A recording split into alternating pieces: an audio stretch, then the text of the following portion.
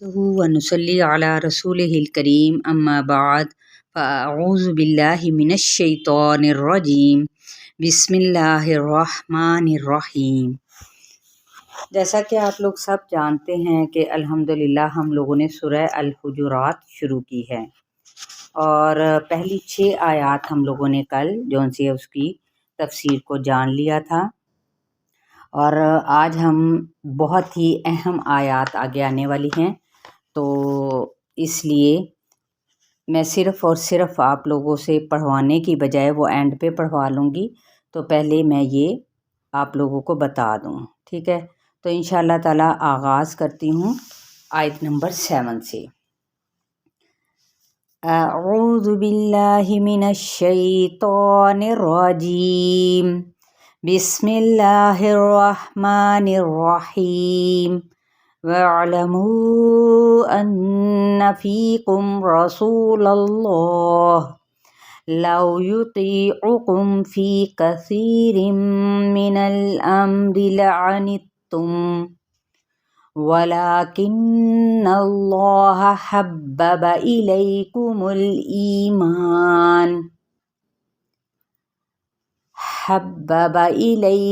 الْإِيمَانَ وَزَيَّنَهُ فِي قُلُوبِكُمْ وَكَرَّهَ إِلَيْكُمُ الْكُفْرَ وَالْفُسُوقَ وَالْعِصْيَانَ أُولَئِكَ هُمُ الرَّاشِدُونَ۔ ترجمہ: وَاعْلَمُوا، اور جان لو، اَنَّ بے شک، فیکم، تم میں، رسول اللہ، اللہ کے رسول ہیں،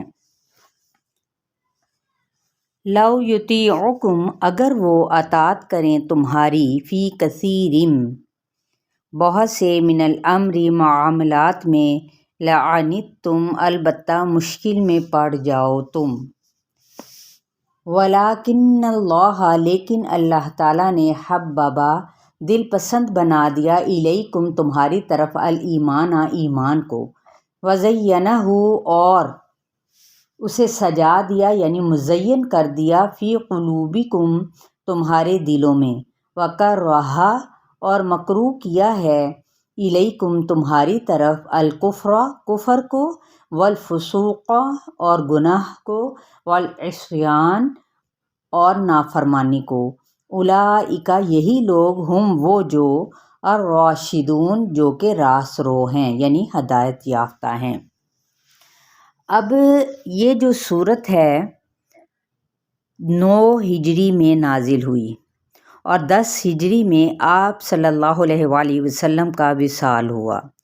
اگر یہ تربیت نہ ہوتی تو صحابہ اکرام آپ صلی اللہ علیہ وآلہ وسلم کے بعد یہ کام کیسے سنبھال سکتے تھے؟ یعنی دیکھیں یہاں پہ ان آیات میں کیا بتایا گیا، اگر وہ اطاعت کریں تمہاری بہت سے معاملات میں، یعنی فیصلے بدلوانے کی، تم ان کو اپنی مرضی کے پیچھے چلانے کی اگر کوشش کرو تو پھر تم میں کیا ہے، بگاڑ آ جائے گا۔ مثلاً اگر ڈاکٹر ہی مریض کے مشورے پر چلنے لگے، مریض کہنا شروع کر دے کہ نہیں ڈاکٹر صاحب میرے یہ یہاں پر یعنی یہ والی میڈیسن دینے کے بجائے مجھے یہ والی دے دیں، اب ظاہر ہے ڈاکٹر کو زیادہ علم ہے، ٹھیک ہے، بجائے اس کے کہ مریض اپنا مشورہ اس کے اوپر تھوپے۔ لعنتم، البتہ کیا ہے، ورنہ کیا ہے، نقصان کیا ہوگا، تم مشکل میں پڑ جاؤ گے۔ لیکن اللہ تعالیٰ نے کیا چیز محبت پیدا کی ہے کہ دل پسند تمہاری طرف بنا دیا ہے کہ تم دور جاہلیت میں تھے تو اللہ نے تم کو ایمان کی محبت دی، جو سب کو نصیب نہیں ہوتی، جو الحمدللہ آپ لوگ یہاں پہ بیٹھے ہیں تو ہر کسی کو یہ نصیب نہیں ہوتی۔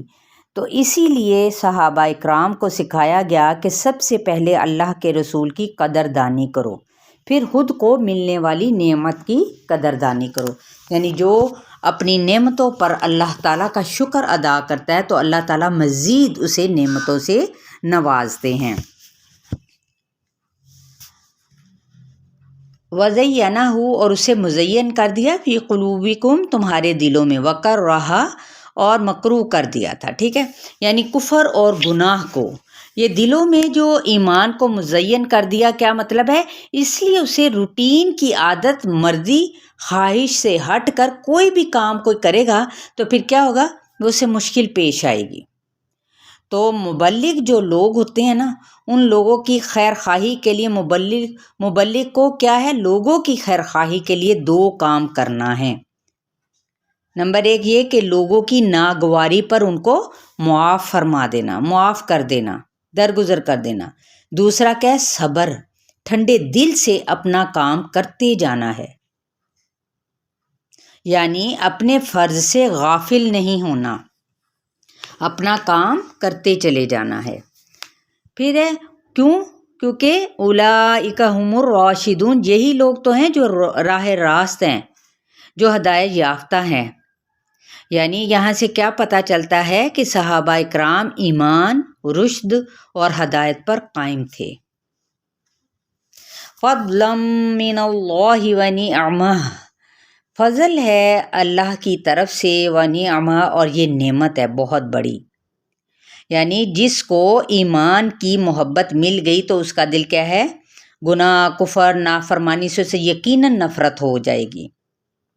اور یہ میرے خیال میں یہ نعمت خاص ہے جو اللہ تعالیٰ نے صحابہ پر کی تھی۔ تو تم اگر اس نعمت کی قدر نہیں کرو گے تو پھر کسی اور کو یہ نعمت دے دے گا اللہ تعالیٰ۔ پھر بھی انسان اپنی انرجی، صلاحیتوں کو کیا ہے؟ وہ ضائع کر دے گا۔ تو اگر رحماء بینہم نہ ہو تو وہ یہ کیا ہے؟ یہ سب کچھ ضائع ہو جائے گا۔ اگر دلوں کے اندر نرمی نہ ہوئی تو یہ سب کیا ہے؟ شیطان کی رجس ہے، یعنی گندگی ہے۔ اور فضلا من اللہ، یہ اللہ تعالیٰ کا بہت بڑا انعام اور فضل ہے۔ واللہ علیم حکیم، اور اللہ علم والا ہے، حکمت والا ہے۔ وَإِن طَائِفَتَانِ مِنَ الْمُؤْمِنِينَ اقْتَتَلُوا فَأَصْلِحُوا بَيْنَهُمَا، اور اگر 2 گروہ مومنوں میں سے باہم لڑ پڑیں، فَأَصْلِحُوا، تو کیا کر دو؟ صلح کرا دو، بَيْنَهُمَا، ان دونوں کے درمیان۔ نہیں، ہم نے کیا کرنا ہوتا ہے؟ جہاں پہ 2 بہنوں، 2 بھائیوں، یا بہن بھائی، یا ماں بیٹے، یا باپ بیٹا، یا کسی بھی رشتے میں ساس بہو یا داماد، کوئی بھی رشتہ لے لیں، عزیز رشتہ دار، سبھی رشتے اس میں آتے ہیں نا، تو وہاں پہ ہمیں پتہ چلا نہیں اور وہاں پہ ہم بیج ڈالنے جس کو کہتے ہیں نا، فوراً چل پڑتے ہیں۔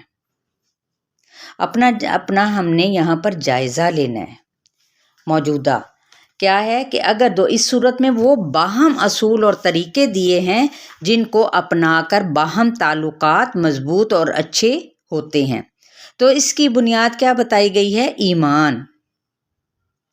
تو 2 گروہ اگر آپس میں لڑ پڑیں تو اس منظر سے لطف نہ اٹھاؤ، یا بے نیاز بن کر لا تعلقی ظاہر نہ کرو، یا پھر تعصب کا ثبوت نہ دو۔ جو کہ اپنا ہے، کیا ہے؟ میں اس کا ساتھ دوں گا۔ جو میرا اپنی بہن ہے، میرا اپنا بھائی ہے، میرا اپنا بچہ ہے یا بیٹا ہے یا میرا شوہر ہے، نہیں، کس کا ساتھ دینا ہے؟ حق کا، سچ کا۔ بلکہ اور کیا کرو؟ صلح کرا دو۔ کیا ہم صلح کراتے ہیں؟ کیا ہم 2 لوگوں کے درمیان صلح کروانے والے بنتے ہیں یا پھر توڑنے والے؟ تو آپ صلی اللہ علیہ وآلہ وسلم نے فرمایا، ناراض لوگوں کو منانا ایک دوسرے کے قریب لانا، نہ کہ بھڑکانا ہے۔ پھر اگر بغت، زیادتی کرے، احداہما، ان دونوں میں سے ایک، علی الاخری، اگر ایک گروہ دوسرے پر زیادتی کرے، فقاتلو، تو پھر جنگ کرو، لڑو، التی، اس سے جو تبغی، جو زیادتی کر رہا ہے، یعنی زیادتی کرے، حتیٰ، یہاں تک کہ تفیء، وہ پلٹ آئے، الی، طرف، امر اللہ، اللہ کے حکم کی۔ پھر اگر فاءت، وہ پلٹ آئے، فاصلحوا، تو پھر کیا ہے؟ صلح کرا دو، بینہما، ان دونوں کے درمیان، کس چیز کے ذریعے سے؟